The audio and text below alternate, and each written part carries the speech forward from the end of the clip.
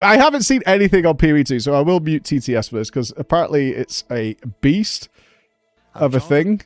I made sure this is the correct video. It starts with our Jonathan, and this is apparently mind-blowing what's about to happen here. A level 17 treasure trade. SJ, Turtle, Snipes Omega. You've seen it like 3 times? Alright. Blow me away, Jonathan. Blow me away. I am ready to be blown. Rogers, Game Director on Path of Exile 2, and welcome to GGG Live. We have a huge amount of stuff to share today, so it's going to be a good one. Twitch drops are enabled on today's live stream, sure. So you'll be able to claim the Red Queen's font hideout decoration by following the instructions below. That's too many. So with that out of the way, time to roll the trailer for Path of Exile 2, Return of the Ancients.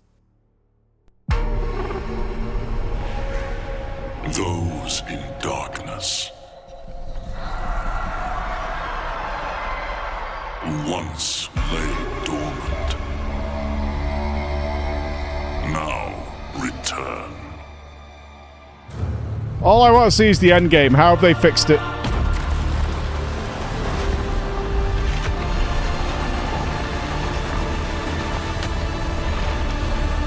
We who came before rise again. Well, it reminds me of me in the morning.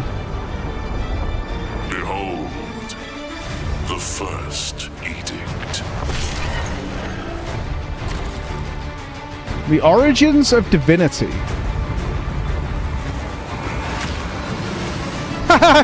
Trolleys!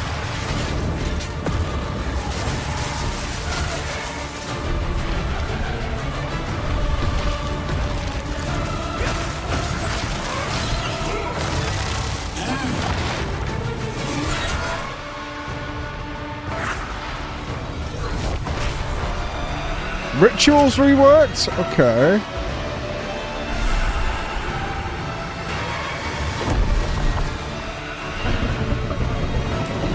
The Four Kings?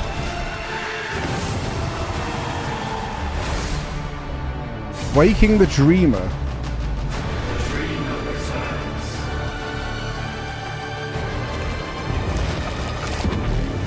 Well, that's hot. We become one. The Hare and the Raven. You are completely alone.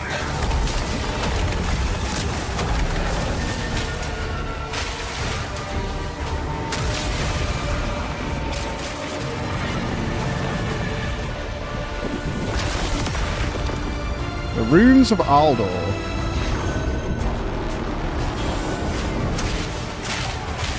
Lots of things to blow up.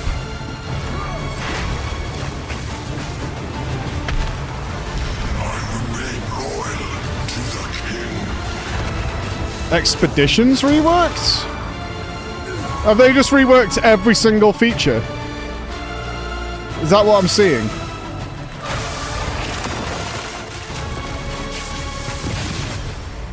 God, that graphics team is phenomenal. Continue the search. See what you can find. Not just classes.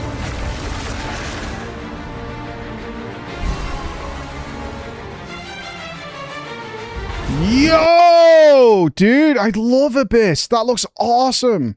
Go back. Go back more. That looks so good.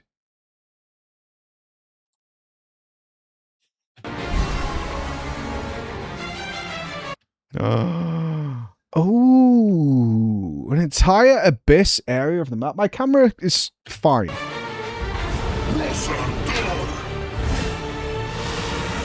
Now see how your story ends.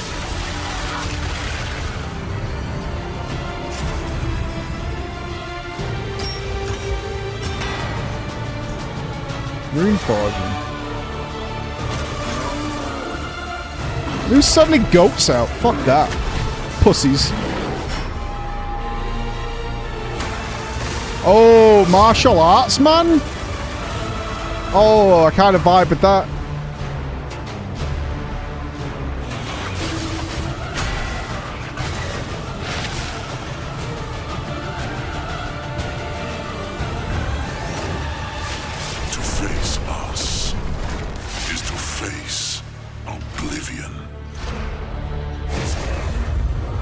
I wonder if this will feature Medic's unique weapon. I don't even know what he called it.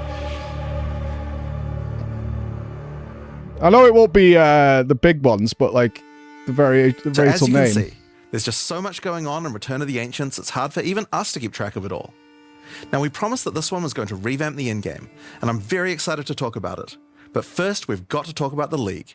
So to do that, I'm going to hand things over to Mark. Hi, Mark. Hi, I'm Mark Roberts, Game Director on Path of Exile. Hi, Mark. Now, for those of you who are new to Path of Exile, each time we release an update, we also release a new league.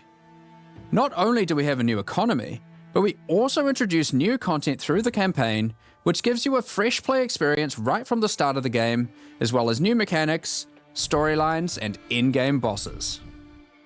In the Runes of Eldur League, you will encounter a man being attacked by the undead in Clearfell.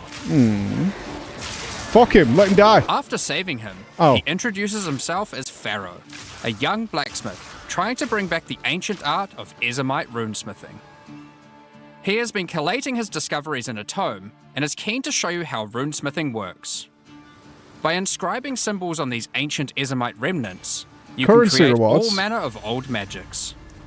Unfortunately, on doing so, the corpses of the nearby undead are revived and infused with some of the latent power, making for a difficult fight.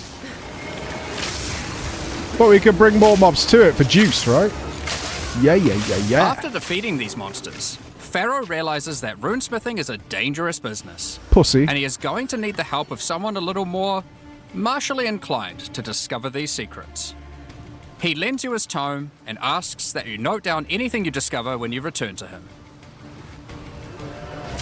In each area in the Runes of Eldur League, you will find a remnant.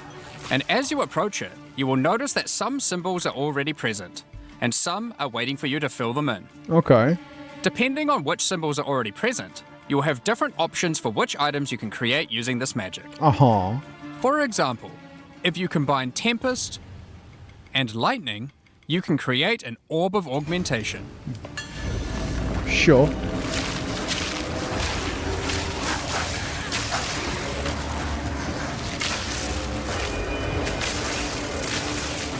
Imagine after that sub-train getting ads.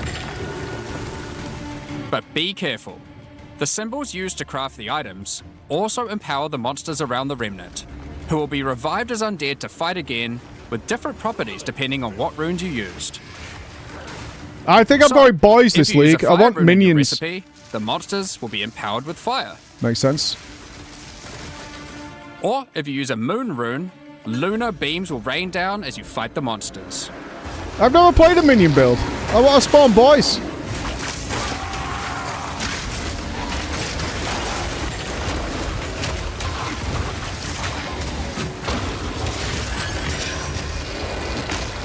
After the fight, break the remnant to receive the item you crafted. I'll forget. Fuck! As you get higher level, you will start to find remnants with more slots for more runes, allowing you to craft rarer items. As the number of slots increases though, more waves of monsters will be added. I'm gonna forget to click the fucking thing after. I always do. More of the runes. Just drop it when I finish. Thanks. And this can get pretty dicey, because some of the runes can have powerful effects.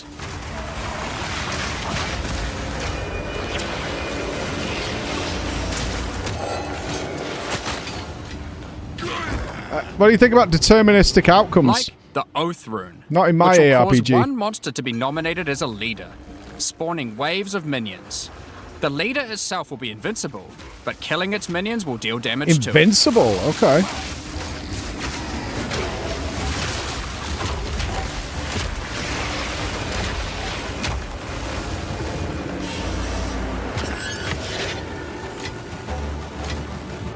Some recipes can get pretty large. Yeah, I was going to say, can you do...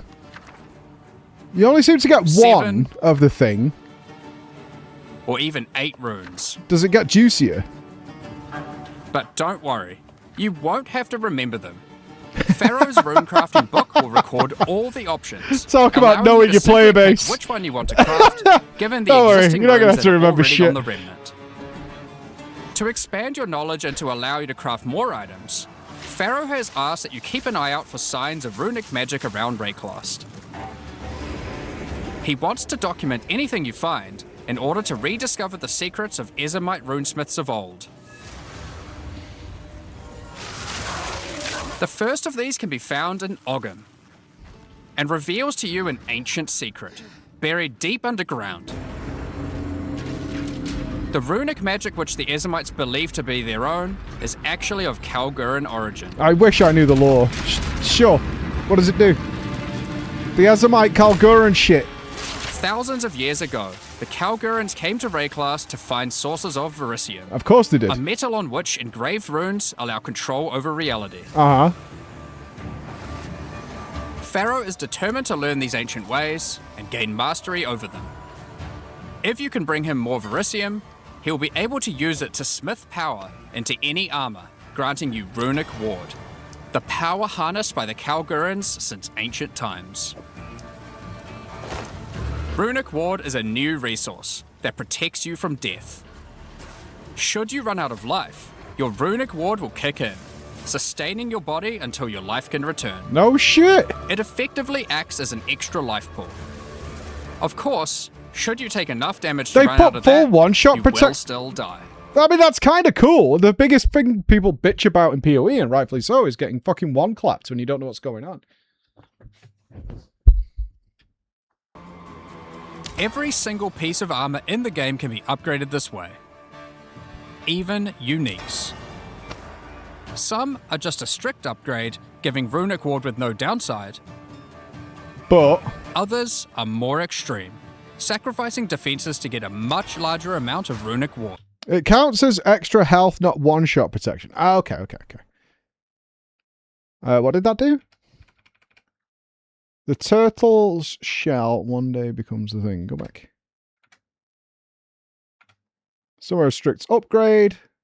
Bonk. Strict upgrade, giving runic ward with no downside. Mm-hmm. Others are more Okay. extreme, sacrificing defenses to get a much larger amount of runic ward. There are even some that add new modifiers to uniques entirely, making them much more viable for higher level play. But the Kalgurans use runic ward for more than just a defense. It can also be used to power many other magics. Maximum buff duration is 4 seconds. 800% of empowered skills cast time is added to this cooldown. Empowered skills 40% less AoE, deals 30% less damage. Okay.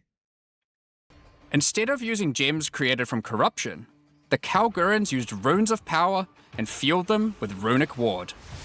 Many of the options available from remnant crafting are new types of Kalguran skills that exclusively spend runic ward to wreak havoc.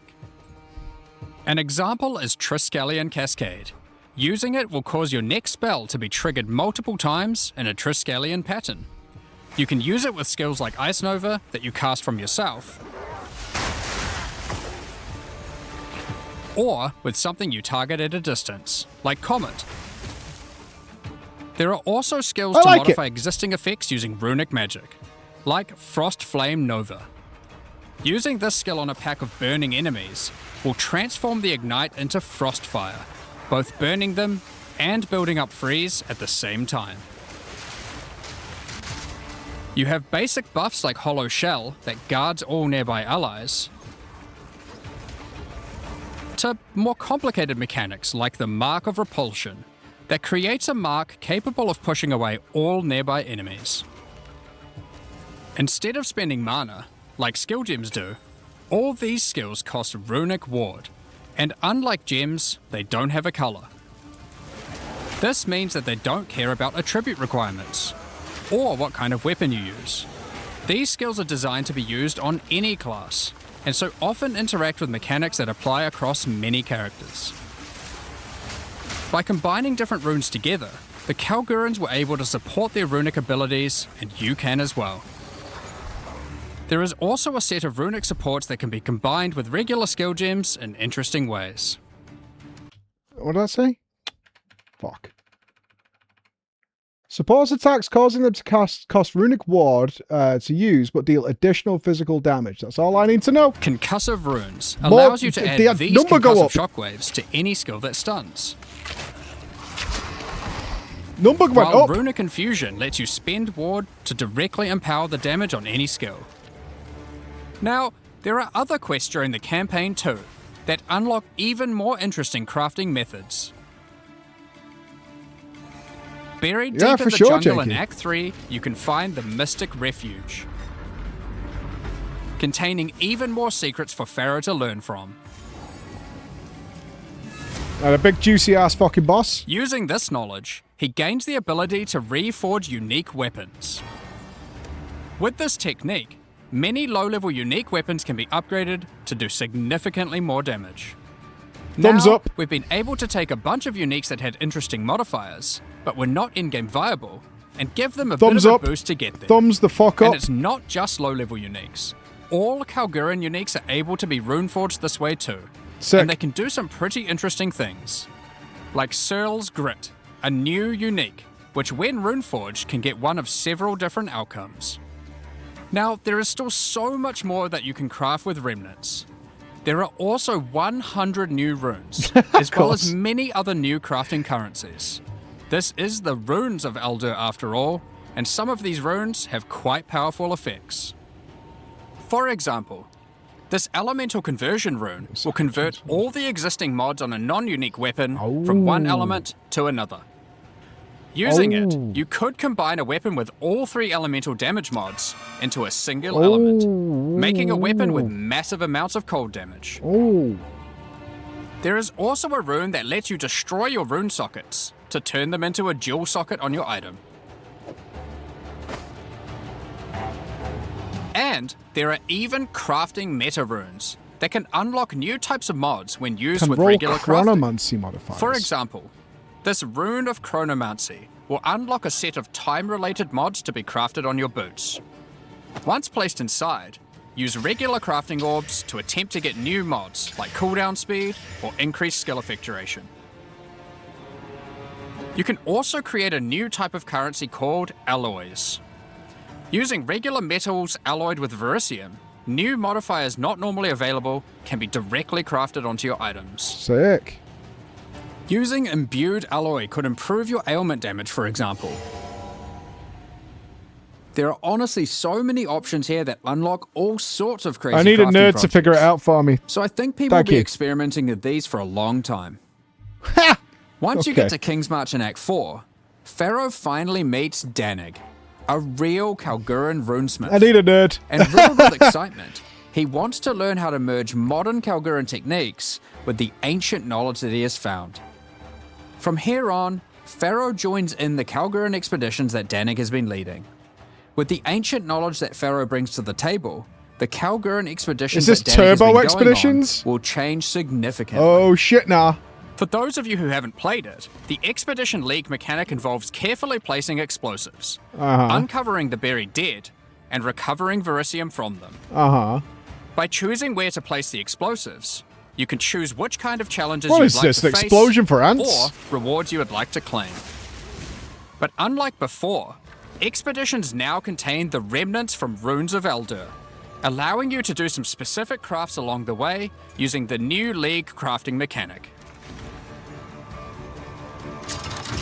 One very important difference from the simple remnant encounters, though, is that the empowerments that the remnants grant apply to every monster down the explosive line for the rest of the encounter, stacking together. Dude, I definitely read all This the mods can on my lead to some expedition pretty explosions. extreme situations. For sure.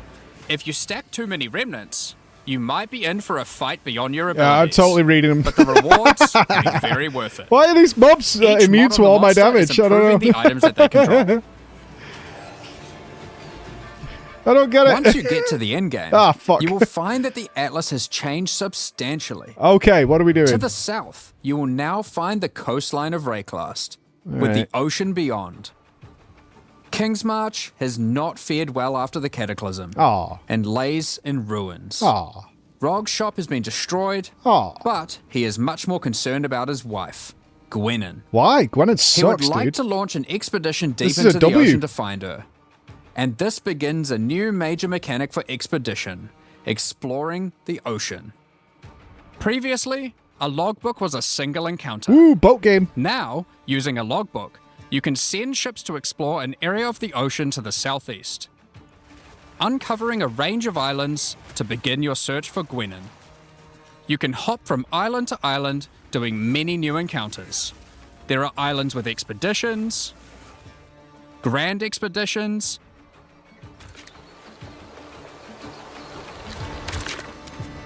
new bosses, and all sorts of other unique things to find.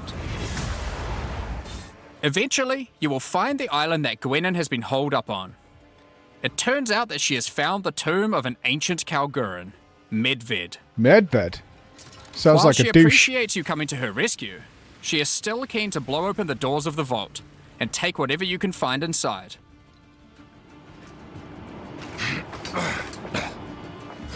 It's just a shame that Medved isn't as dead as you previously assumed. Classic.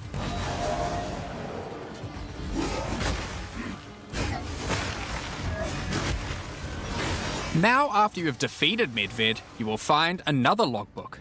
And this time you can use it to choose which direction you want to explore. The ocean is vast and contains a huge number of new islands to find. With each logbook, you can explore one sector and you can go as deep as you like. Nice. There are all sorts of interesting objects to uncover and dungeons to explore.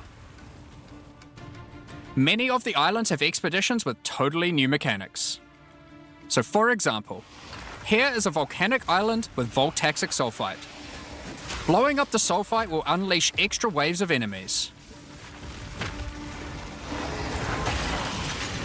But there is also this wall with a suspicious light coming from behind it. Sus. On blowing it open, a giant ogre comes out. Whoa! And he is determined to eat as much sulfite as possible. Nom nom nom nom nom. The more Fucking sulfite short mounds that you gaming. have blown up, the more empowered and the more rewarding he will become. Oh, so you just let him gobble it all up? You filthy little gobbler. These islands contain all sorts of little secrets that you can find and blow up. Free trapped wisps, blow open root doors, even raise ancient precursor technology. And of course, more bosses.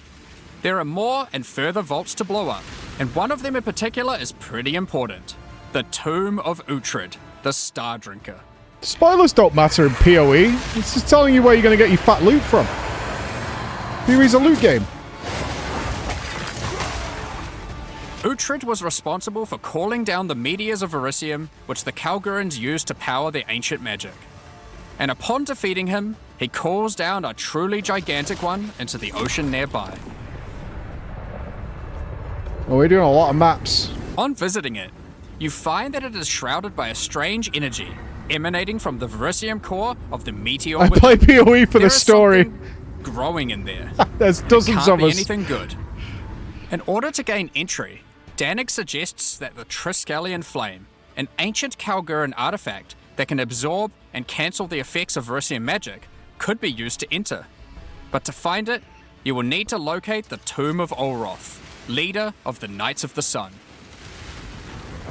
There'll be a list of Defeat what we're doing him here, right? And gain access to whatever Just keep doing Eldritch maps. It'll nightmare work is growing itself out. inside. It's fine. Now, we're not going to spoil the boss. Oh, the one thing what? you should know is that the Verisium that makes up the core of the meteor is of a quality that has not been available for millennia. Bringing this to Pharaoh and Danik should allow them to forge some objects of power, Super the creation juice. of which has been lost to time. So that's the League, and there is a lot going on. Yeah, there is. To sum all that up, there is a new encounter with over 30 new monster types and over 30 new rune modifiers to enhance them. You can create more than 100 new runes to craft your gear, as well as dozens of other new currency items. And there are new quests added to the campaign to unlock even more new crafting options.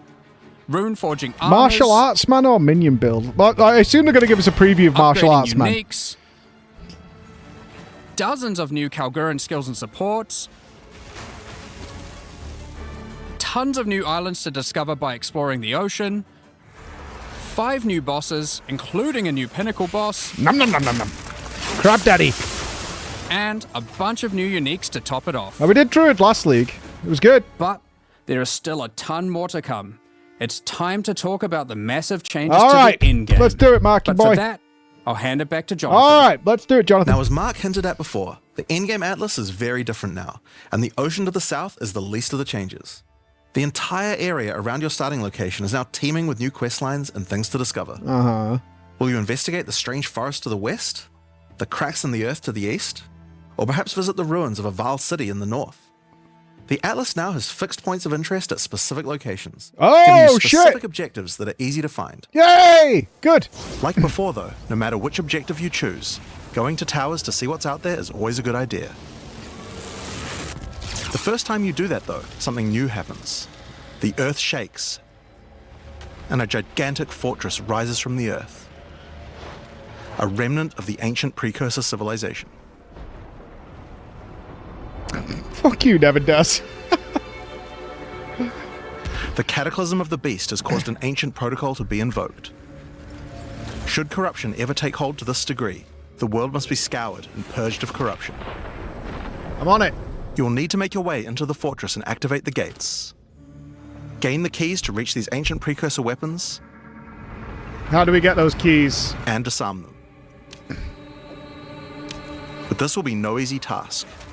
The fortress has many areas to explore and many Don't new just things say the to find. marketplace. You will power up ancient machines, fight new and deadly foes, discover many new areas, and uncover some dark secrets. Now, the Fortress is the first of the new full endgame storylines that we're adding in 050, and there's a lot going on with it. But not only that, it has some pretty cool new mechanics as well. The areas inside the Fortress are special. Many of them have new mechanics or rewards that they grant. Like this map, where all the rares are contained in essence crystals. Or this one, which replaces all monster packs in the area with strongboxes. Or this one, which spawns an Asmeri spirit that always moves on from a rare after you kill it, allowing you to chase it through the entire map. They really want you to do map clear. Wonder if people are getting lost in the big maps. I know I did, but I'm bad. Now, just like the normal areas of the Atlas, you'll need to fight the map boss of each area to complete the map. But unlike a normal map, the ones in the fortress each contain precursor nodes after the boss, and activating these nodes will give you points for the new and improved Atlas passive tree. Well, that's... oh, fucking hell, I'm so slow. I'm bad Ractor, man. What did that say? Go back. Go back!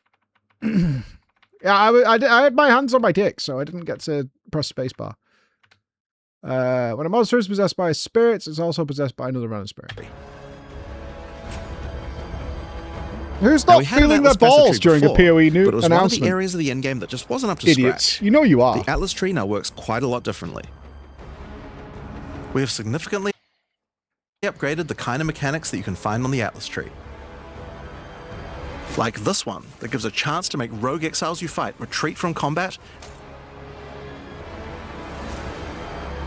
and move to an adjacent map. Ah. Before you fight them again, they'll upgrade their gear and come back with a grudge this time. Ooh.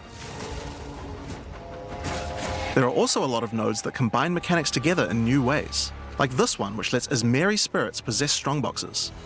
All the regular monsters that come out of them A are touched boar? Oh, shit! It's got a scary boar inside. by the spirit, and the rares are all possessed, giving you some incredible loot potential.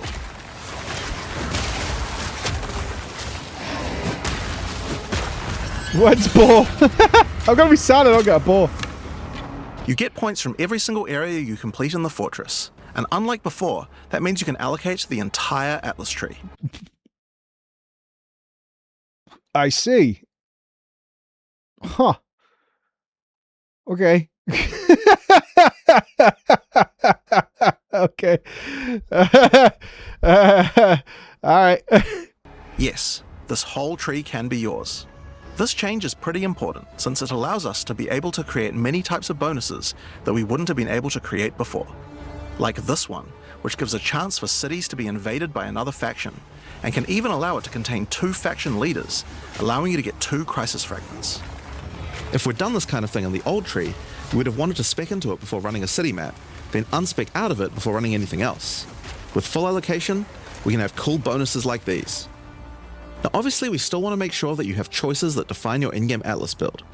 So many nodes in the Atlas tree are now multi-choice. Everyone will get the node, smart. But which bonus you choose to use is up to you. Cool. Do you want your powerful boss maps to contain more essences, summoning circles, or rogue exiles? But there's also nodes that contain more unusual things. So for example, on this node you can choose. Do you want to give a chance for shrines to instead be given to the map boss in the area, making them more challenging but dropping special loot? Or would you rather give a chance to be given a shrine buff before entering boss arenas, making for an easier fight? Cool. It's like you're getting heat tears or something in Hades. Like, I like it. Now, I could probably nerd out about cool stuff in the tree all day. No, we you should couldn't. probably get back to the fortress. Now, one of the really important things we wanted to do was make it so that all the boss fights in the endgame are now accessible with a quest line. That means that to fight the Arbiter of Ash for the first time, you don't need to get lucky by finding keys.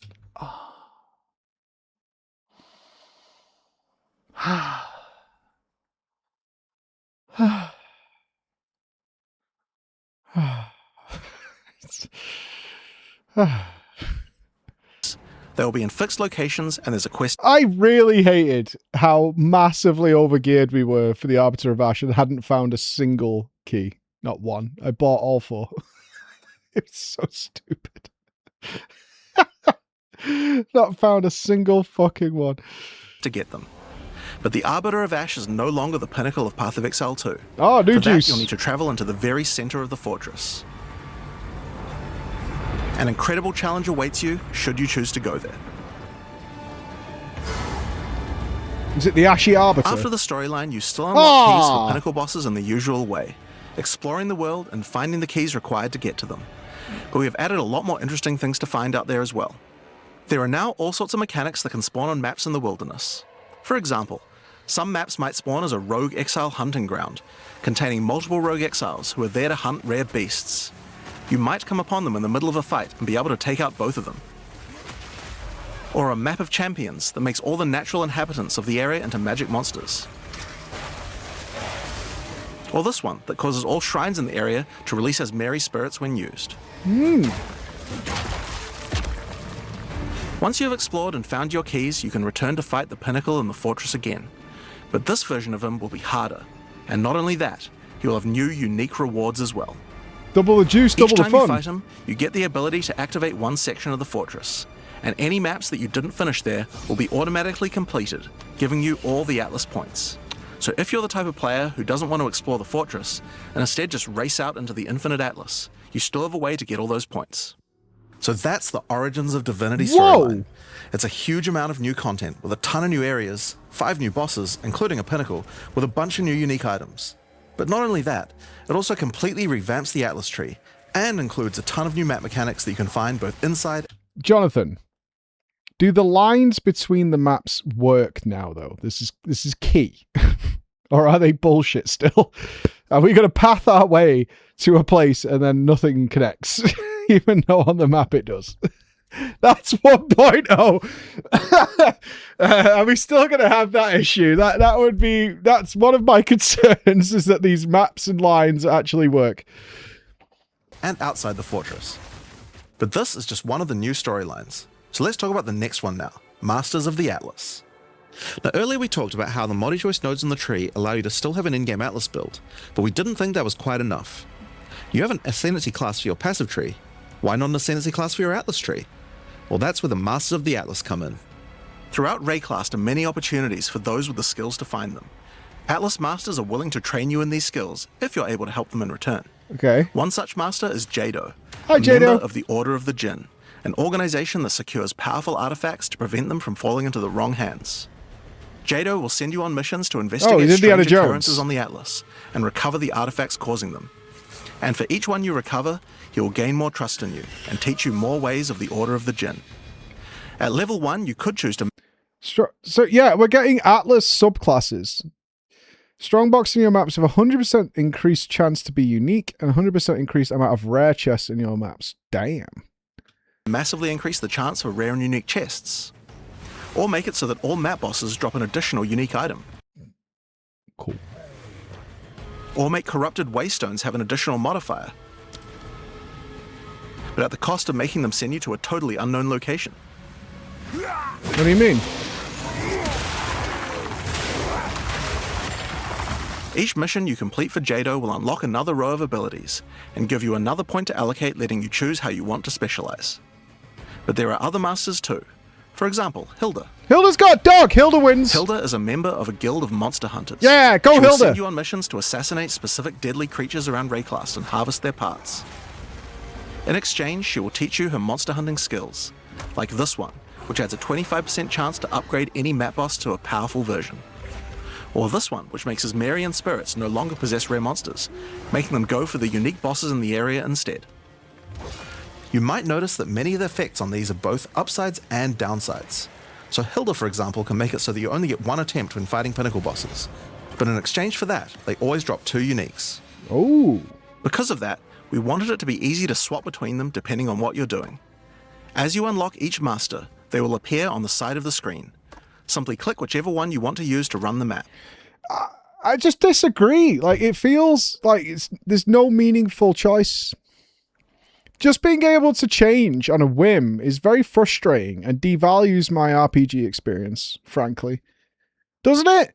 It just doesn't feel like I'm making a valuable choice. I'm not committing my character to a certain path. I should have to make an alt. I should have a Jado character, a Hilda character, and whatever, right? It's just nonsense. This just choosing is... I've lost the immersion. And all the bonuses you have selected for that master will be activated. Sad. This allows you to have a few different Yeah, strategies play that you Wolf! can quickly Ow! pick between, depending on what you're running at the moment. Wolfpack, baby! Now, one thing that's been pretty obvious is that the endgame leagues we created when launching Early Access in 010 were not really up to the standard of the leagues we did since then. Fate of the Vaal and Rise of the Abyssal just have a lot more going on than Delirium or Expedition, for example. We wanted to do a serious upgrade to all of these mechanics before we do our 1.0 release, and so that's what we've done. All 4 of the leagues we launched in Early Access have been upgraded with not only new quest lines, but new mechanics, new crafting systems, new uniques, and new pinnacle bosses. One of the really important changes we made to all the leagues is that you can now find them on the Atlas in specific locations, and each one has a quest line that will lead you there to being able to complete the league, along with its Atlas tree and its pinnacle boss. This is Do you think there's somebody who's actually going to be pissed that they know where to go now to get the Abyss stuff? Like... I liked it when I randomly discovered that there will be, right? It's like, oh, you go, what are you looking for? Are you looking for the corrupted stuff? All right, you go northwest, and that's where it is. And you're like, I liked getting my tower and finding it. True even for the leagues that we didn't do major redesigns to. So let's use Abyss as an example. When you first encounter one in the endgame, you'll get a quest that leads you to the east, where you will find these mega abyss cracks in the earth leading away from the Well of Souls. What a bummer. All the maps along the cracks will contain abysses with special properties, and mapping along these cracks will close the Atlas scale abysses, giving you points Are you ready to map the crack, gamers? for the Abyss Atlas tree. At the end of each Atlas abyss, you'll find an Abyssal Depths with the boss fight for one of the Abyssal factions, giving you a guaranteed way to fight them. And after completing all 3, you'll get a key for the Well of Souls, allowing you to fight the Vessel of Kulamak. This kind of thing makes an in-game league so much more friendly for new players. Yes! Giving people obvious goals and a guided experience Yes! to complete them. Alright, so let's talk about That's the first right. of the upgraded leagues, Delirium, and its new storyline, The Hare and the Raven. As you may remember, during Act 4 you were tricked into releasing an ancient entity from a Karui prison known as Tangmazu, the Raven Trickster. I remember that. For sure, I didn't just see Tangmazu Delirium and delights run in through it. breaking the minds Woohoo! of those who step through his mirrors. And when touching one, he will attempt to destroy your mind with twisted abominations generated from your worst fears. In Return of the Ancients, the first time you approach one of his Delirium encounters in the endgame, you will find Elder Maddox locked in a trance. His mind is trapped in one of Tangmazu's delusions, and you will need to free him. For sure, dude. Hey, what do you Once mean? free, Elder Maddox demands that as you caused this problem, you should put it right. He asks you to travel west to the Withered Willow, the location he believes that Tangmazu first gained his powers. But be careful. As you travel there, the Raven Trickster will attempt to break your mind. That Raven. Each map around the Withered Willow features Delirium Wanker. encounters. Now this is more than a simple quest upgrade. The mechanic of Delirium has been overhauled and expanded. At the bottom of the screen, there is now a bar that indicates how deep into Delirium you are. You can see which direction leads deeper by looking at the fog, and the deeper you go, the more challenges you will face. By looking at the bar, you can see how long you have until the Delirium ends. And you can also see special encounters that you will face if you're able to go deep enough into the fog. At the end of the bar is always the boss of the map, but we now have a variety of other encounters that you might find as you explore the horrors of your own mind.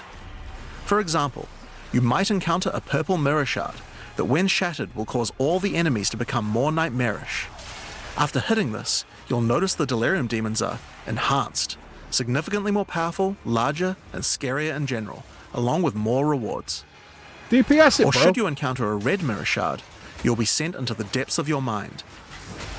No, I don't want to go there. It's bad in there.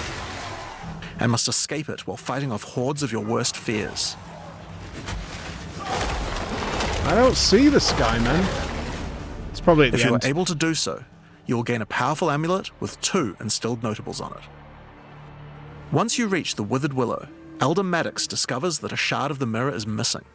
You will need to track down Tangmazu and restore it if you have a hope of discovering how to defeat him, and that means entering the Raven Trickster's mirrors in an attempt to locate him. Each area around the Withered Willow contains Delirium encounters, so that's a good place to start. As you do Deliriums, some of the special encounters will drop liquid emotions. Normally these emotions can be used to install amulets to add notable passive buffs to them. That's not what liquid But in emotion Return is. of the Ancients, emotions have a new function as well. Each one now has the ability to add crafted mods to jewels, allowing you to add specific mods to an item slot that can be quite difficult to roll. For example, Liquid Despair will allow you to add critical hit chance, while Liquid Suffering will allow you to add movement speed or Air of Effect to your jewels, but there are many more. Once you've done enough Delirium encounters, the location of a Grand Mirror, an entrance into Tangmazu's realm, is revealed, but it won't be that simple to enter. Using his powers, he reflects the map boss for a ridiculous empowered fight, then destroys the entrance into his realm of madness.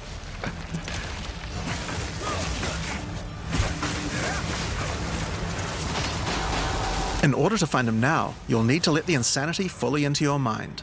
Okay. A strange fruit is left behind which you can consume to fully embrace the madness in an attempt to reach the Raven Trickster's realm. Consuming the fruit will cover an entire area of the Atlas and fog, and every map you do in the fog will get progressively harder and harder as you explore the deeper reaches of your mind. At some point you enter a new layer. A simulacrum of your memories, twisted and perverted by the Raven Trickster. Okay. Should you be able to complete the simulacrum, Tangmazu will believe that you are worthy of a true challenge, and will let you take the remaining shard of his mirror, allowing you to enter his realm of madness back at the Withered Willow. If you dare to face him, it will be a fearsome challenge. That is so cool. So, that's the new storyline of Delirium. As you can see, it's It not does only look a like quest Four line, Kings, there right? are new mechanics, new crafting options, and new boss fights.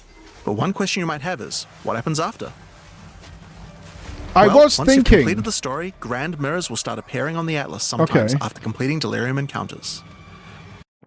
Have they said, or maybe they will say, so Delirium starts to the west, that they said, and Abyss is over to the east. When that's done, is the next Delirium area also preset? Or is it like random after that? That's kind of one question. After doing the Grand Mirror, you can select where on the Atlas you want to do your fruit-induced drug trip and get another key to fight Tangmazu. Oh, you But pick. this time, the fight will be quite a bit harder.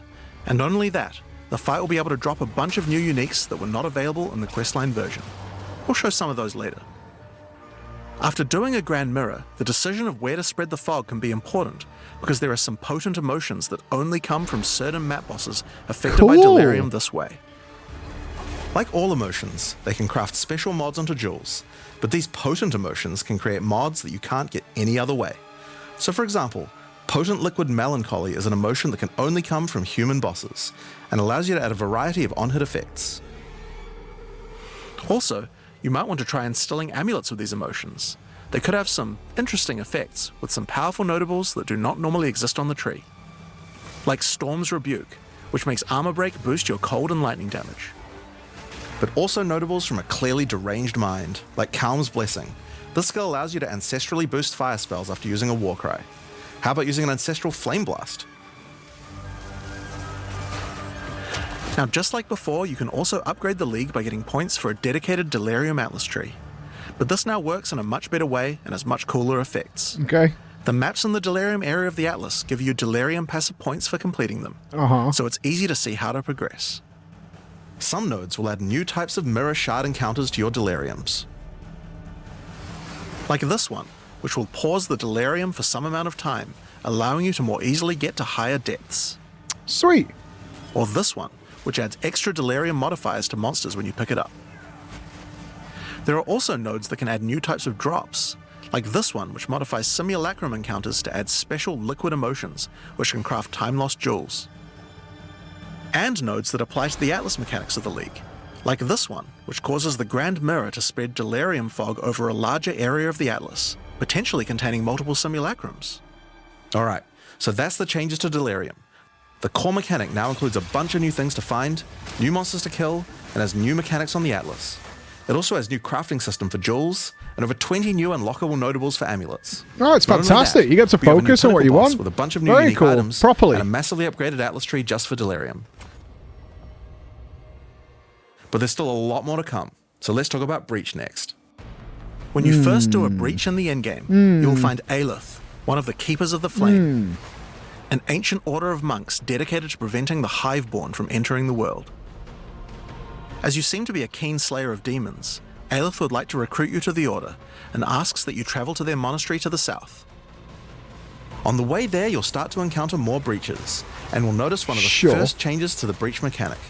You still have to kill monsters as fast as you can to keep the breach open, but now you can visibly see how much time you have left to keep it open, and how each kill extends its duration. Once you've reached the monastery, you will learn more about the Keepers. In the 25 years since the events of Keepers of the still Flame not doing in Path of Breach, Exile 1, probably. the war with the Hiveborn has not gone well, Don't like and they Breach. have managed to establish a foothold in the world nearby. A gigantic area has fallen to the Scourge, and the Keepers are unable to get inside. Inside the monastery is the Genesis Tree, a powerful asset to the war the effort, Genesis stolen tree's from the in there, enemy okay. and gifted to the Keepers by the Dreamer himself.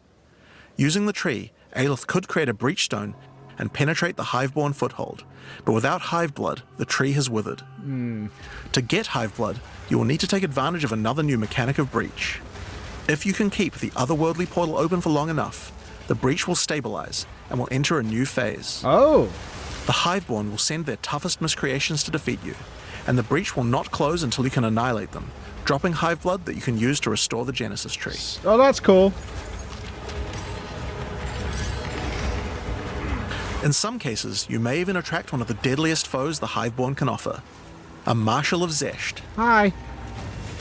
These monsters also drop womb gifts, and if you take these to the Genesis Tree, they can be used to craft items to help you in the war against the Hiveborn. Given that 25 years have passed since the beginning of the war, the tree has grown and withered many times, but with each cycle it learns and expands its abilities. When you first open the Genesis Tree, you will notice these holes into which you can place your womb gifts. Each womb gift can be used to create a different type of jewelry. The wording's always funny. With Hive Blood. So for example, you can place this amulet womb gift into the tree, and it will give birth to a random rare amulet. Blech. But the Genesis Tree is capable of much more. As you continue to feed the tree, its branches will regenerate, and allow you more and more control over what kind of items it will birth. So for example, This is just this a fancy branch of the tree cemetery. will allow you to control which base types of amulets can be birthed.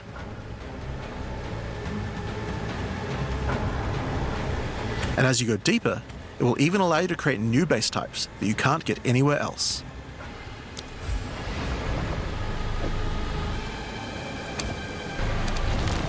Blech. Like this one, which gives you an entire spirit skill for free. Or this one, which has a rune socket in it. To the left and right are branches that will let you control which mods the amulet can get, including making sure that they're higher level, or controlling which specific mods that they will always have. With 15 points to allocate, you will have to choose wisely how you want to specialize your crafts, but it's worth noting that this tree doesn't have any cost to respecing it. You can enable or disable the nodes at any time by clicking on them. On rings, we've also added some really interesting new crafting options as well. You have a bunch of new base types like these, but you also have entire new classes of mods that can be added. The right-hand branch of the ring tree adds an entire new set of caster mods to rings. From basics like extra sound elemental damage for effects. spells, or more niche options like this mod that increases the rate you gain seals for Unleash.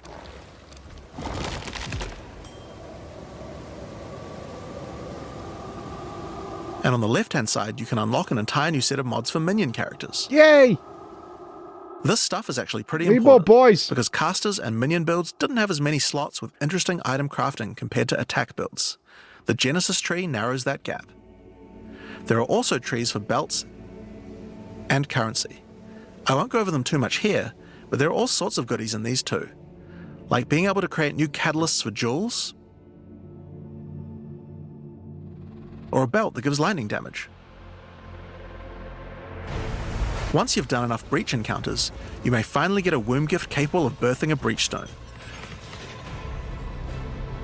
I want my lavish womb gift, please. And you can then use it on the Hiveborn incursion.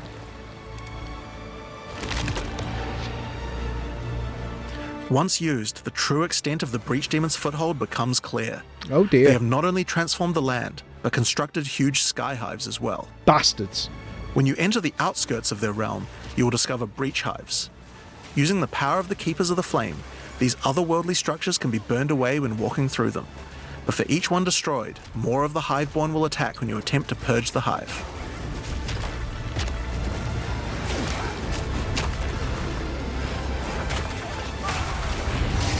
These encounters are particularly rewarding for womb gifts, so you'll want to do as many of these as you can. But your real goal are the sky hives deeper into the domain.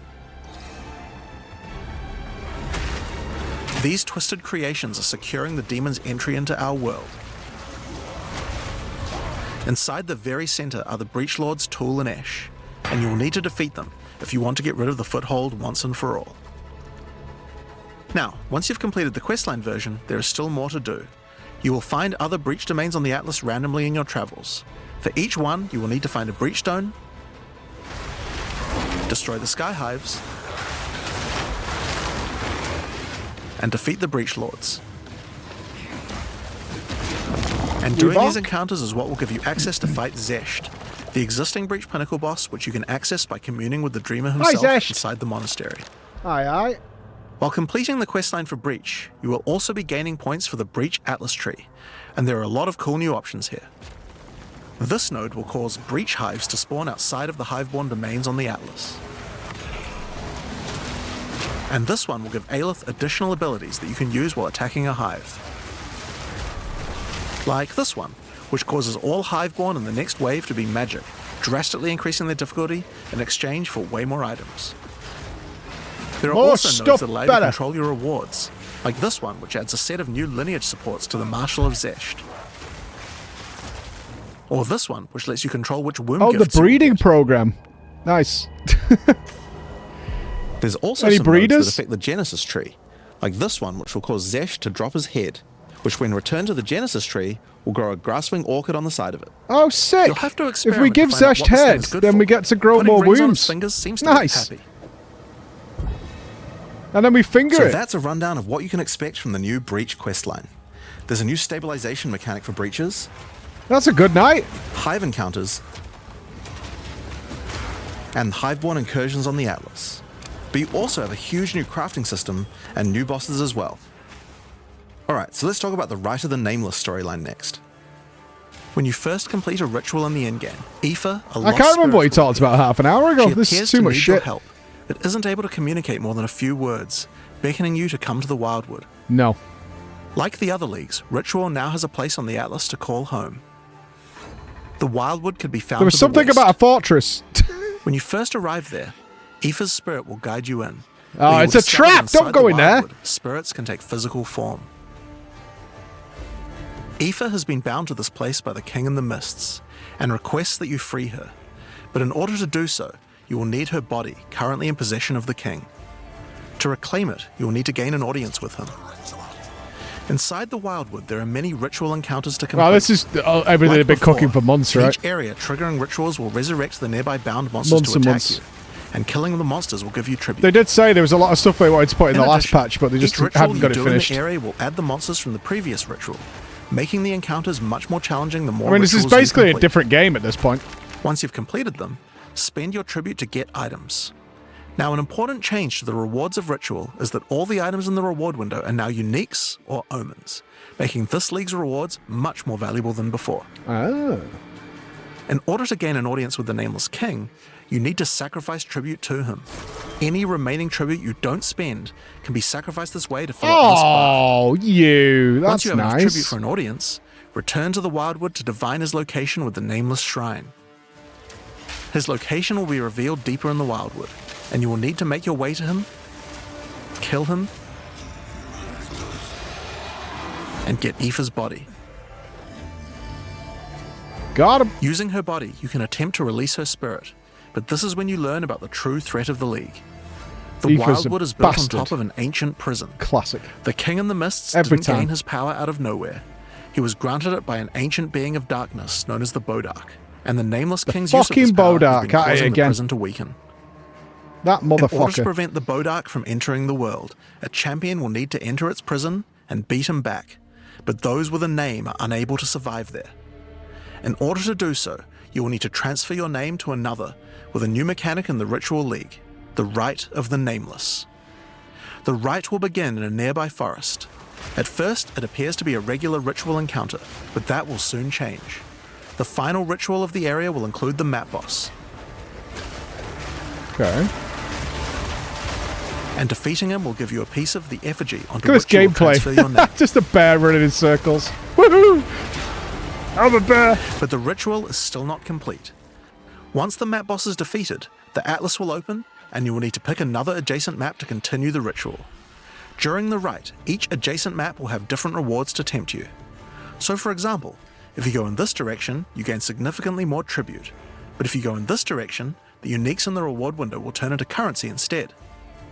You can also sometimes get offered specific items that will be Mage added blood. as rewards. Okay. So in this case, you'll have to choose if you want to get 5 Chaos Orbs or a Mage Blood.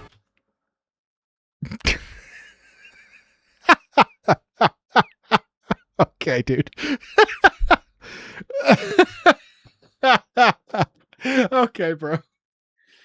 One of the two is fine. Yeah, 5C, please. Somebody's gonna do it. Somebody's gonna do it. Like, oh, fuck. A difficult decision, I'm sure. Now, as this is one continuous ritual, the encounters in the next map won't start from scratch. Oh! They contain all the monsters that were gathered from the rituals of the previous map as well. That's gonna get making them real harder juicy. and harder. And that includes the map boss too. You will need to defeat both map bosses in the final encounter for your next effigy piece. And it still doesn't end there. Pick another map, another reward, and add another map boss to continue until the ritual of the Nameless is complete. It will take 5 maps in all, and will be an incredible challenge. Okay. But once complete, you can return to the Wildwood to perform the final rite. Transfer your name to the effigy, adorn the crown of the Nameless King, and enter the prison. Yo, Now, of I got course, the once the 4 pinnacle tits. boss is complete, the league doesn't end there. As you do rituals on the Atlas, you can continue to give tribute to the King in the Mists for another audience. Sorry. Pick another forest to begin the Rite of the Nameless once more, and this time with a harder pinnacle boss and new unique items to find. Of course, we've also significantly upgraded the Ritual course. Atlas tree. Get points by completing maps in the Wildwood, and you'll be able to unlock some pretty cool nodes. Some of them affect the Rite of the Nameless, like this one, which extends its duration. You thought fighting 5 map bosses at once was hard? You can do How about 6. Or this one, which makes maps during the Rite. What? 6 map bosses. All right, bro. Okay, dude. Just shit exploding all over the fucking place. Yeah. Just keep going. It's all good. Have more reward mods, often having 2. You also have nodes that allow things to combine with other content, like this one, which gives a chance for rituals to be created inside summoning circles, adding a random boss to the ritual encounter. There is even a node which adds a new type of possible ritual, the Audience with the Queen, which causes the bride of the king to sometimes appear. Oh, where's my queen? Okay, so that's ritual. No, show queen. But let's have a look at what this means for endgame content as a whole for Path of Exile 2. When you include the expedition changes made by the League, we have a total of 5 new endgame storylines, each of which has a hub, crafting systems, areas to explore, NPCs, and a pinnacle boss as a capstone. Not to mention the Masters of the Atlas storyline as well. But more importantly, you now have immediate quests as soon as you arrive at the endgame, and goals with obvious progressions that you can see how to finish. Each endgame quest line has a progress bar you can pop out from the side of the Atlas screen at any time that shows you how far through you are, and buttons that will take you to the hubs for them. Overall, it's just a way better endgame experience with a significant number of fun objectives to complete. But just in case you didn't have enough goals, we did have one other thing that you might want to complete this league. These are called challenge leagues after all. Where are all the challenges? Yeah, you pussy. Well, players of Path of Exile 1 will be used to the fact that each league comes with a series of challenges that you can complete in order to prove that you are indeed the best. We haven't done these yet in Path of Exile 2, but it's time to change that. If you're able to complete them, you'll earn pieces of the Knight of Alder armor set. Opening the challenge screen will show you a series of 8 challenges. After completing each one, anyone in chat or in the forums will be able to see your prowess. In addition, you'll get a statue to put in your hut. Please don't do that. I beg of you not to do that. Check out my skills. Please don't do that. Hey guys, come and check out my challenge skills. Hideout showing anyone you trade with how many challenges you've completed. You'll earn the first piece of the armor set after doing 2 challenges. Check out my the full skills. Armor set after completing all 8. So that covers all the content you'll encounter in Return of the Ancients. But what about some new tools to fight against these new pinnacles with? Well, we also have some new Ascendancy classes. All right, what do we got? But to introduce them, I'll hand you guys back to Mark. As Jonathan said, we have 2 new classes to show you today, the Spirit Walker and the Martial Artist. All right. Let's start with the Huntress's new class, the Spirit No, Walker. fuck the goat thing. I want the punch Walker punch. has developed an affinity with the Asmerian animal spirits. Fairies. She is able to infuse the power of multiple spirits at her choosing. On the bottom part of the class, you will find paths for each wisp you would like to commune with, be they primal, vivid, I'm not talking to fairies, man. or I'm wild. too masculine. Each one can give you different abilities that align I do with love the the pink Red stag, Bull. owl, or bear. Each ability gives you a method to become possessed by wisps of that type, and a new ability when you spend them. The stag allows you to summon stampedes when you attack. The owl grants boons in the form of their feathers, which adds extra projectiles and enhances the projectile speed of your next skill. And the bear simply summons a giant bear companion to your side. What about the beard? The bear will maul, slam, leap, and do intimidating roars to debuff your AFK enemies. gameplay. Where dodge roll? Now you can specialize more into each of these wisps, but if you want to combine all 3 of them, then a new hidden power will be unlocked. The power of the Sacred Wisps.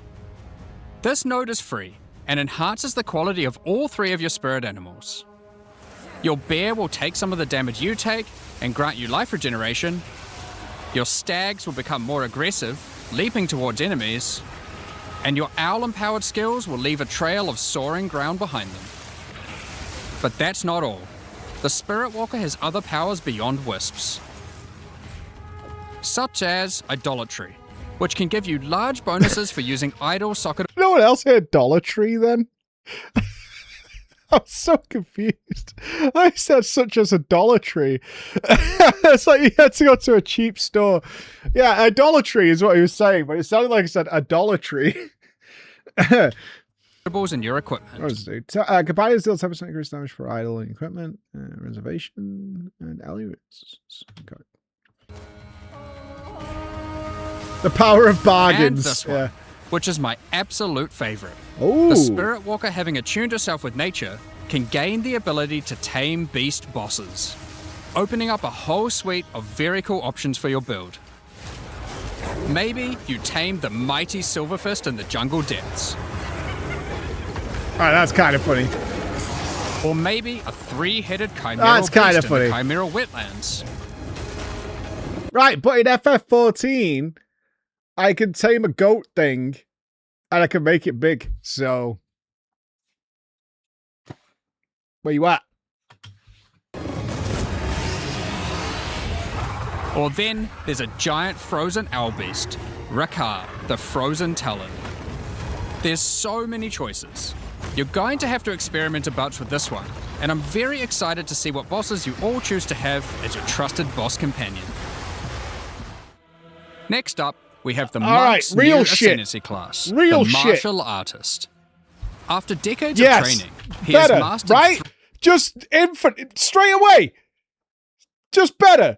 Like, that's just better. Like, yeah, get fucked. Like, way better. the Martial Artist. After decades of training, he has mastered 3 of the 7 hollow techniques.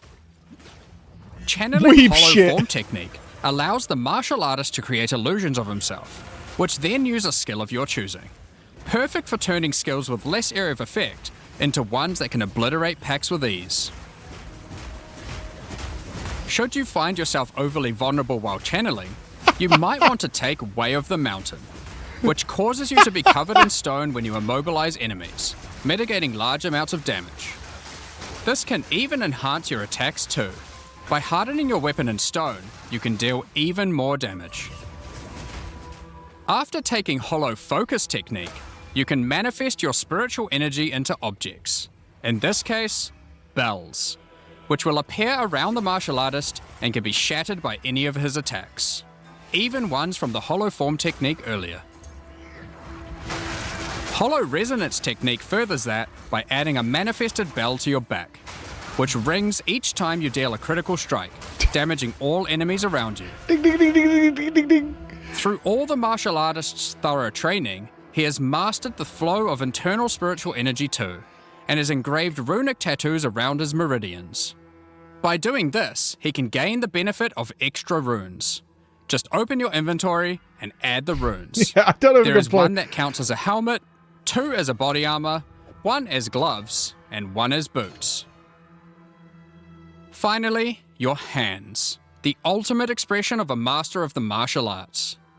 Taking Way of the Stone Fist will cause your gloves to become a new base type when equipped. Each modifier on the original pair of gloves has an equivalent, more powerful, and more impactful modifier.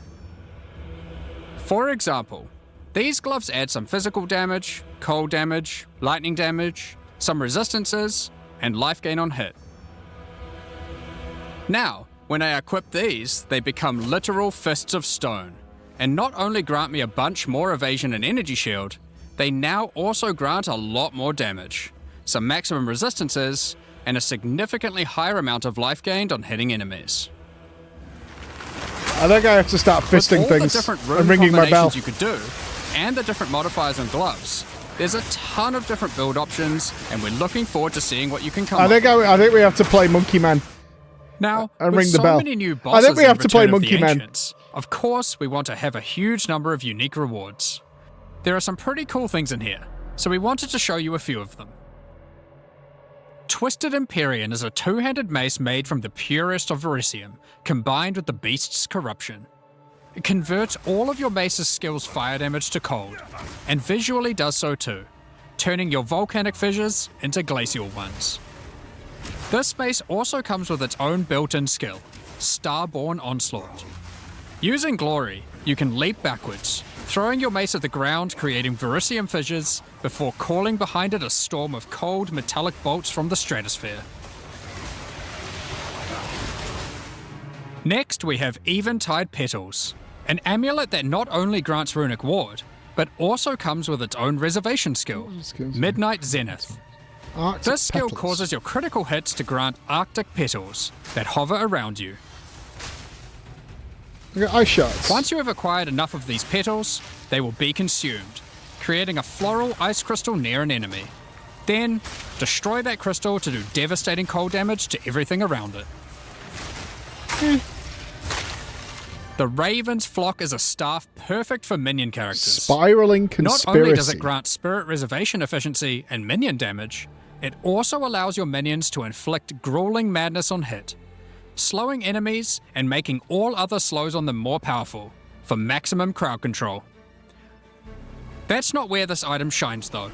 It grants a skill called Spiraling Conspiracy. This skill causes a flock of ravens to circle you, dealing damage over time to anything near them. Killing enemies, or just by standing near unique enemies, causes the flock to grow, getting larger The burbs must grow! For your POE 1 players, you can think of this just like a raven righteous fire. That's not all, however. These ravens are also minions, so they fully scale with minion damage and come with their own command skill, Mad Flight. Ow!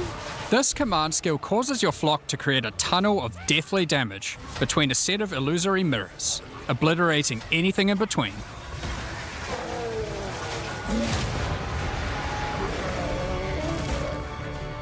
Horror's Flight is a pair of gloves instilled with the purest of fear. Equipping these causes your enemies to become terrified of you. These gloves cause you to gain stacks of fear incarnate when you cull enemies. To aid in your culling, these gloves also come with the skill Crushing Fear. This is similar to the monk skill Killing Palm, except it deals chaos damage, and the amount of damage and area of effect scales drastically based on the power of the enemy. As you use this, gain your stacks of Fear Incarnate, which increases your culling threshold, meaning enemies become easier and easier to cull, even to the point of being able to instantly kill some monsters from full life. I mean... Sylvan's Effigy is a scepter for those wanting to run companions. It allows you to have any number of companions of different types, instead of the normal restriction of just one per type. But what makes this cool is the Asmerian Wolf Companion it comes with. This is a persistent minion that bites foes to maim them, leaps to cause bleeding, and even howls to buff nearby allies. Dog build? Additionally, it comes with the command skill Eternal Hunt, which when used it will howl, calling on the spirits to manifest spectral wolves to ambush all foes around you. I think we're ringing the bell. Liminal Coil is a crazy wand. It allows you to apply as many curses as you please, but those curses will have no effect. What's the point then? 2 reasons. Firstly, your spells gain a bunch of extra physical and chaos damage for each curse on enemies. Secondly, is the skill it grants called Coiling Bolts. This skill is a projectile spell that fires coiling physical and chaos projectiles with every cast. What makes this skill truly special though, is that it will split and chain through every cursed enemy, causing an absolute ruckus. Curses. See for yourself. Periphery is a unique bow, which utilizes all the powers of the Asmerian spirits by dealing damage of all elements. And all elements can cause all ailments. Whoa. The coolest thing about this bow, however, is the Asmerian Swarm skill. These are minions that are summoned when you kill enemies. They will pursue all nearby enemies, they're funky, damaging them and inflicting a debuff on them that boosts your elemental damage even further. Watch as you mow enemies down, and the swarms of Asmerian wisps aid you, melting enemies one screen at a time.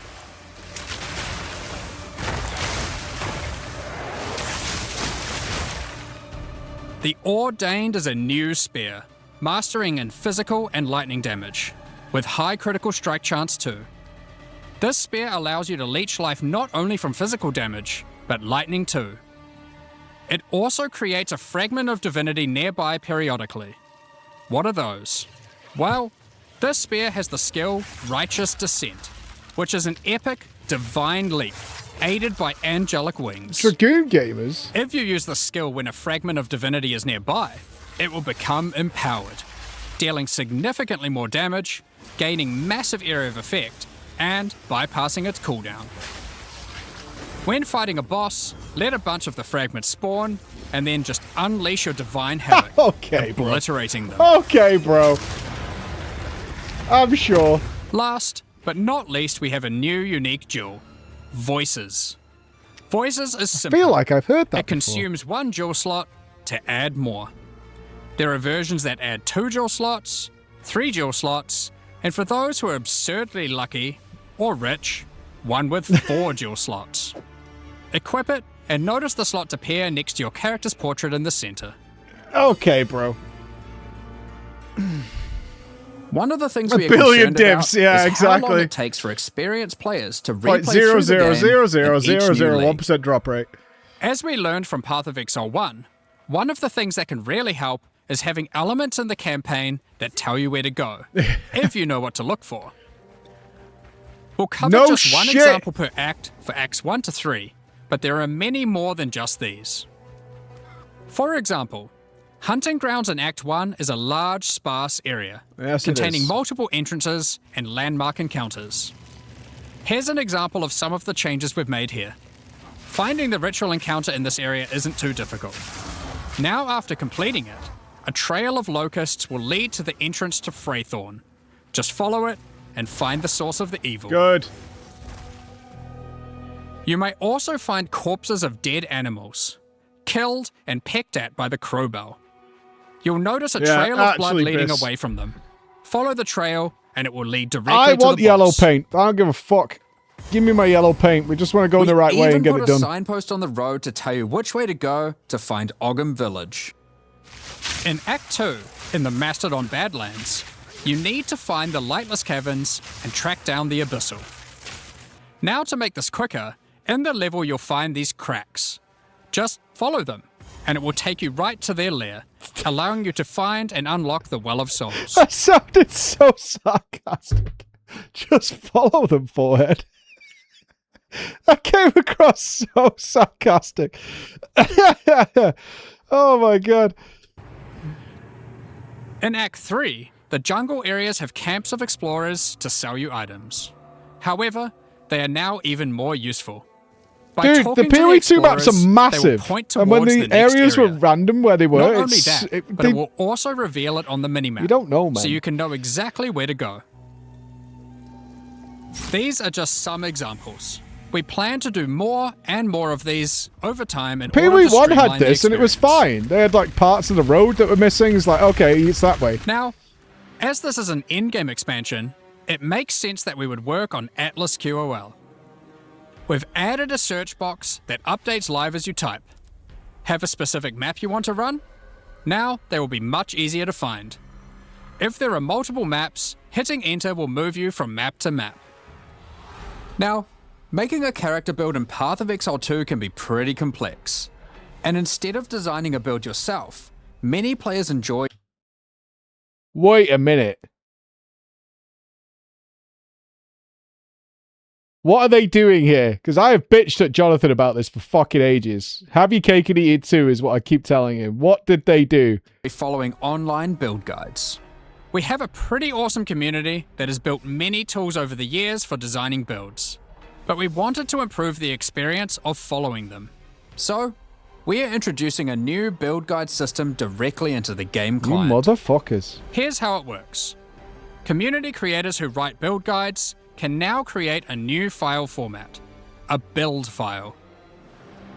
Once downloaded, the builds appear in the in-game client. I just came so hard. Holy fuck, I just came so hard. Oh my god. Oh, this is the best thing ever. Thank you. Thank you. I'm tired of telling them all the time, like, what you're saying makes no fucking sense, man, because you know everybody's just doing this. All the time. Oh my god. And selecting one will show you everything you need to know to make that build. So you can see all the passives you need to allocate, Ascendancy points you need to take, skill gems you need to equip, and recommendations for all the support gems you need to use as well. For items, the build designer can specify which uniques to use in each slot, or if needed, just add some notes to the item slot to say what kind of item you need. In fact, build creators can add notes to just about any of these areas, allowing them to explain different trade-offs in context, or just give more info about how these things should be used. They can also give level ranges to each element, allowing recommendations to change over time. Great for builds that need to respec after they reach a certain level. Oh my god. Now, all of this is written in a standardized build format that creators can use, and we imagine that a lot of community build tools will be updated to add support for this format. Now that we have trade market searching built into the in-game client, we have added the ability to price check items you can find more easily. Control-Alt-clicking an item will now search for it on the trade market, showing you the current prices. For rare items, it's handy to exclude some mods, so we added the ability to enable and disable each mod so They you can just, see they FF14'd it. It's like you guys are all using these fucking plugins and shit. Now you can just do it in-game. Instead of installing third-party overlays and everything. Like, is this good? I don't know if this is good. Now you can just check if it's good in-game as standard. Thank fucking God, man. effect each one has on the price. Next up, we're going to be talking about the new I think you deserve it on this one, dude. I think you deserve it. Today, even if it's shit. We're launching 2 new series of supporter packs, the Blood Reaver and Divinity packs. Each tier contains the pack's full face value in points, alongside several exclusive microtransactions. As always, I like that the one. microtransactions in these packs are purely cosmetic and do not affect your character's power or progression in any way. The Blood Reaver series of supporter packs contains 6 exclusive microtransactions. Let blood fuel your bloodshed. The Exsanguinator weapon effect draws the blood of enemies you've slain and funnels it into your weapons. Turn the appearance of your endurance, frenzy, and power charges into orbiting globules of blood with the Blood Reaver charges. While your charges are active, these blood orbs will grow in size when you absorb more blood from big, nearby thick enemies. Balls. Nice. There are options to have pure blood charges, or charges that still display which kind of charge they are at their for core. sure. I like seeing the A colours. taste for blood doesn't negate a Dragoon taste armor. for style. Check that shit. The Elite Blood Reaver armor features crimson leathers and golden accents to set yourself apart from uncivilized leeches. It also features a back attachment, fashioned out of the wing of a colossal bat. Alongside every Blood Reaver is their trusted gargoyle pet. In true gargoyle fashion, they take the form of a stone statue when you are idle, leaping into action when you're on the move That's again. cute. What good is immortality if you don't have a vast mansion to come home to at the end of the day? The Eternal Blood Reaver supporter pack contains the poor? Blood Reaver Manor hideout. You poor? This exquisite 2-story estate features an organ, a grand dining table, and cages for your visitors. You can alter the walls to create as many or few rooms. I don't mean to be that guy, but it has to be said, I think. This is $90 for the weapon effect, the charges, the armor set, the gargoyle pet, a 2-story hideout, a certain amount of merchant. $75 for a treehouse and some bushes.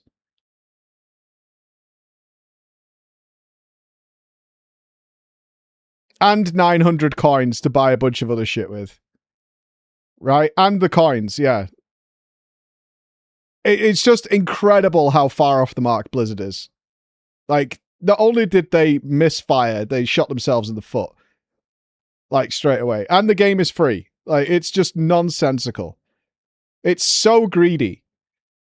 It's so greedy. Like, a game like this, 2 games now, that's been going for over a decade, funded by this. POE 2 isn't free yet. 1 is. And they cross over. Well, it's not out yet, right? This is still not 1.0. POE 2 is not out. This is a paid beta test, essentially. But it's still wild to me. It's absolutely fucking wild. It's a one-time purchase, though. There's no sub fee. It's a one-time angle. You can buy all the Blizzard stuff with gold. I think that is such a get-out-of-free card when you can get tokens too. At the same time, do you know what I mean? It's just so far off the mark. As you like. I didn't say it was a good excuse, but it is one that Last gets used. but not least, the Servant of the Manor, eternally bound to the Order of the Blood Reavers. This henchman will manage your store, so you can spend more time spilling blood. I don't want that in the house. We won't disappoint you. No, Dobby lives in the basement. Dobby goes away. Beat us most violently. The Divinity Pack Oh, I series like also that. contains 6 exclusive microtransactions. I really like that. Call on Divinity to aid you in eluding enemy hits with the Divinity dodge roll effect. As you sprint, actual divine lightning wings will form out of your back, leaving a trail of radiance as you engage I don't care about that. or escape from combat.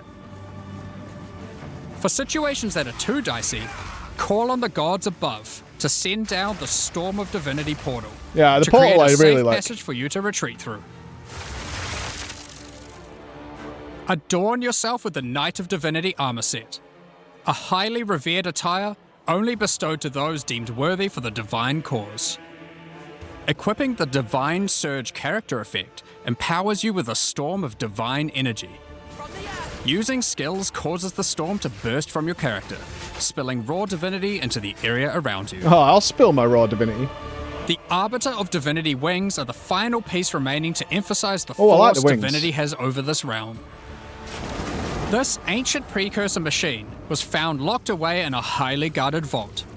Its original purpose is unclear, but it has been altered to fuel your maps using the pure, everlasting divinity within the statue. The pillars surrounding represent how many portals you have left for your map. This map device also tracks your progress as you complete the new Origins of Divinity storyline, added this expansion. Additionally, all microtransactions from the supporter packs will be made available for use in Path of Exile 1. On release weekend, we will also be releasing the Return of the Ancients mystery Wigglers! box, which will contain 2 armor sets, a set of map devices for your in-game adventures, a new tracking scroll that records the amount of currency you've gained from the currency exchange or your shop, and much more, like a set of finisher effects. What a great and day for affinity grinding gear. stashes. That's not all, GGG, however. having a good day. The Fragment Stash tab And is rightfully finally so. coming to Path of Exile 2, and with it comes some tabception. Oh? Inside this one tab, there's a tab for your various boss key fragments. There's also a tab for all your precursor tablets, with each type of tablet getting 6 tabs of storage. Thank you. Finally, there's a tab for your Djinn barriers and inscribed ultimatums, both of which get their own 6 tabs. That's a lot of tabs. Tabs within tabs. So that's everything in 050. This is by far the biggest update we've ever made to POE 1 or 2. New in-game storylines, pinnacle bosses, crafting systems, items, Ascendancy classes, and so much more. Now, because this update contains so much in-game content, we're doing significantly more testing than usual. For that to happen, we're taking a little longer than usual between the announcement and the release. Okay. 050 will be Yeah, released it's May, in 3 right? weeks on May the 29th, Yeah. with the patch notes being released on the Friday before that, on May 21st. But there's just one more thing to talk about. What? Now that the endgame is up to scratch, we have to start talking about our plan for 1.0 release. We have a date? The feedback we've had during early access has been critical for making all the improvements that we'll be making to the game. At the same time, we had to create enough in-game content to make an RPG that can call itself a successor Announce the to Exile Path of Con. Exile 1. Well, with 050, we now believe we have reached that point, and so this is going to be the last full-size league during early access. That's right, the next big update is going to be 1.0. Now, normally we would do our next big content release in August, but in the run-up to full release, our plans take a little longer on this one. As big as 050 is, 1.0 is even bigger. So we'll be launching 1.0 this year sometime after ExileCon. But that doesn't mean we won't be doing updates in the meantime. In this final phase, we have a lot of things to polish throughout the game and balance to improve. I'm sure there'll also be feedback about the new endgame that we need to incorporate too. Indeed. The difference is that the focus is not going to be on adding more content like the previous updates, it's going to be on improving what we already have. But we still Sensible. want to encourage people to try out all the balance changes and improvements that we're making. So we're going to be running a few event leagues during this phase alongside each update. Think remixes of existing mechanics or features. And speaking of ExileCon, don't forget to pencil it in on the weekend of November the 7th in New Zealand. ExileCon is a gathering of our players, and a chance for us to showcase everything we'll be working on for both Path of Exile 1 and 2. And this one will be particularly important for us, since we finally get to unveil some of the coolest content that we've been working on for a while now with Act 5 and 6. Tickets for the in-person event are currently sold. Wait, no, I'm in it. Oh no. What? Oh, that's cute. Who am I squishing there? I'm squishing someone. God, this doesn't go back far enough, man. And if I go back too far, it's too much.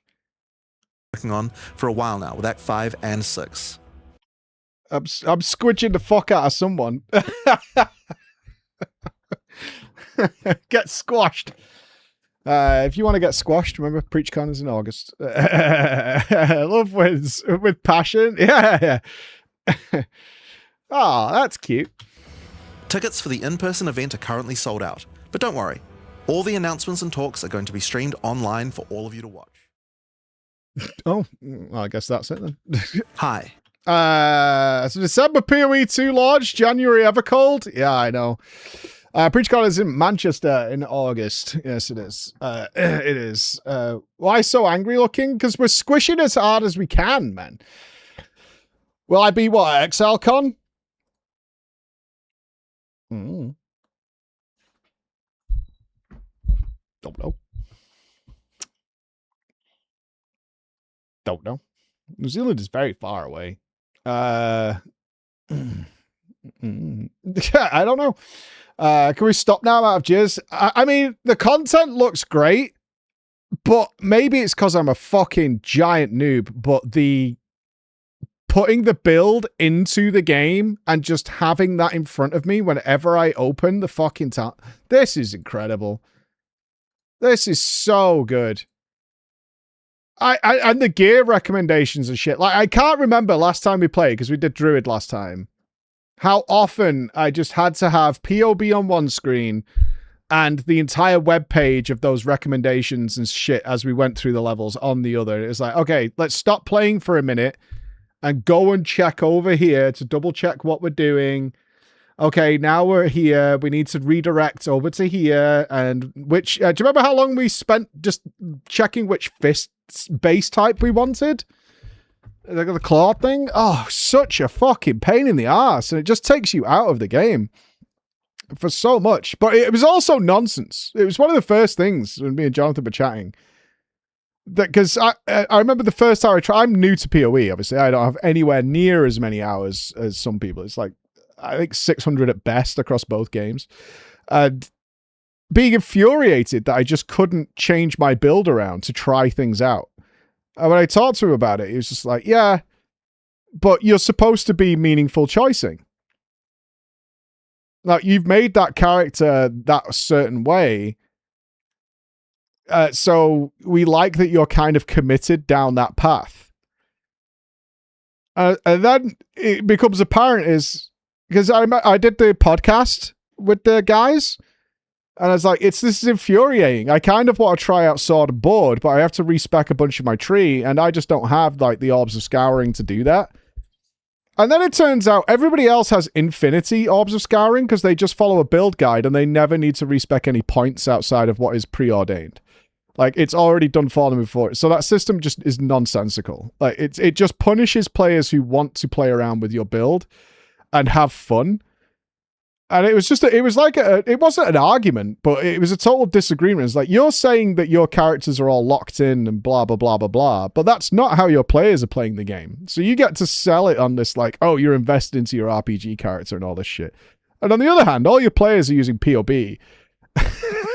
Just fucking around. Like, it's nonsense. And I'm like, I just want to have fun. I don't want a second Marauder or whatever. I just want to try out whether I like this or two-handers. And then if I don't, I might want to go back. That's all I want to do.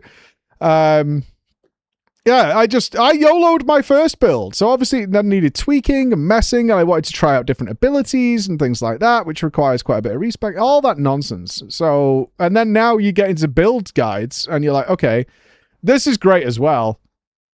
Like, I can still never remember the name of the add-on that does this for you. I've probably got it on this PC. Exiled Exchange. Yeah, I have. Exile Exchange. I have it on this PC. And it's cool as fuck because I don't know what build, some popular build of the moment that I'm not playing is really desperate for these specific stats. So just to be able to check in game, like, yeah, this is value or this is like a fucking, it's 1C or whatever. But this thing you've got here is like 50 div. And you're like, oh shit, okay. Like, being able to check that in game without a third party. each one has on the price. What are we playing, though? I think we're going Monk Boy. I think it's got to be Monk Boy. Yeah, I think it's monk time. Are we monking Brackers? I think we're monkeying. I don't want to play goat lady. I don't want to do that. I think it's monk time, and I want my bell to ring whenever I crit something. Yeah, that's what I want. Yeah, are we monking up? Let's monk up. Like Druid was really fun. I want to go back to Druid at some point. I'll save a minion build. I just like the idea of summoning a bunch of boys. That makes me happy. Summoning a bunch of fellas to go and kick ass is fun. But yeah. I'm not too bothered about the standing still and letting the clones do everything. That sounds pretty shite. Spiritual energy too, and has engraved runic tattoos around his meridians. By doing this, he can gain the benefit of extra runes. Just open your inventory and it's a death sentence. I mean, what's the damage reduction on it? Ultimate expression of a the damage reduction might be like 99% or something. Because I mean, he says it's encased in rock. Pair of gloves has an equivalent, more powerful, and more impactful. Yeah, that's why I don't want to do that one. I want to do the punchy punch. It must have been just before this, I think. With all the different rune combinations. Yeah, this looks fun. And the different modifiers and gloves. Yeah. There's a ton of different build options, and we're looking. Put some explosions on those deaths. Yum yum, baby. Now, with so many. Yum yum. That looks fun as fuck. That looks. What do you think the best Atlas changes? Just the preordained locations of things on the map. It was just infuriating. Like, to get you started and get into what you want your Atlas to be and the things you want to focus on, to just say, it's over there, just go that way, and you will start working on the thing you want to mess with, is so much better. So much better. I hated just like, let's go and see what's over here, and doing like 12 maps and there's just nothing there. I know that's not a lot of maps in the grand scheme of things, but just feel like it's futile. Like, this is a waste of my time going this way, and I still haven't found what I'm looking for. Okay, let's go this way. And the keys being just the fortress keys just being in random locations. Ugh. Horrible. Absolutely horrible. I think everything there was very positive. On paper. On fucking paper. On paper, this is... I don't think there was anything there that gave me real cause for concern in any way, shape, or form. There was nothing like the ever cold off-tank, main tank thing where you go, okay. I didn't have any of that throughout that. Which is rare. Usually there's something that makes me side-eye a little bit. There's usually fucking something. And before it's a complete buggy mess, maybe. Maybe. The obvious killer always with PoE leagues isn't generally the mechanic, unless it's really obnoxious and in your face all the time, which the runic thing doesn't seem to be. I assume you could just walk past it if you're not bothered. It's just lack of currency. So people are just not having fun. But they've been flooding currency over the last little things. So server dying stream end of May, yes. I mean, it's going to be a fun couple of weeks, right? They did say it goes back to being random. They did say that, but I wonder, like the Delirium fog that you could choose to like infect an area, something along those lines. Maybe closer. I don't know. I mean, by then you should have a bunch of Atlas points specified into that mechanic as well, right? To increase the odds of getting them naturally and proccing them. So obviously with your precursors as well. And the general idea here is to not make, seemingly, because maybe by then you're doing a lot of this island stuff, which seems unique in and of itself, although it's expedition related mostly. But you'll see how those will interfere. I don't know. You got to play it to find the problems. On paper, sounds good. Everything sounds really good. There's a lot, though. I mean, this is a build guide of Rama for me. I am nowhere near smart enough to put all this together with the runes and then how the abilities, and then you put the ward abilities in, and then sometimes you'll want to put a ward ability in here. I don't fucking know, man. That's for smarter people than me with this. It will probably put more hours than I've played the game into just fucking about with builds. See, after doing all the quest lines anyways, PoE works that way. It's a seasonal game. You're not supposed to play it. That's why they have such a high content cadence in general. It's not designed to be. Some people obviously play the entire league until the next one, but most people don't. They have a retention rate is always a big discussion amongst PoE players. How long did they keep people around and then disappear off to do something else? And that's totally fine. I'm not somebody who wants PoE to consume every waking hour of my gaming life. I don't want that. I want to go in and have a really, really good time. And typically I drop out when the farming gets extreme. That's when I'm going to go. Yeah. We're not going to watch the Dawn of War trailer because we're going to play it. So I don't think we need to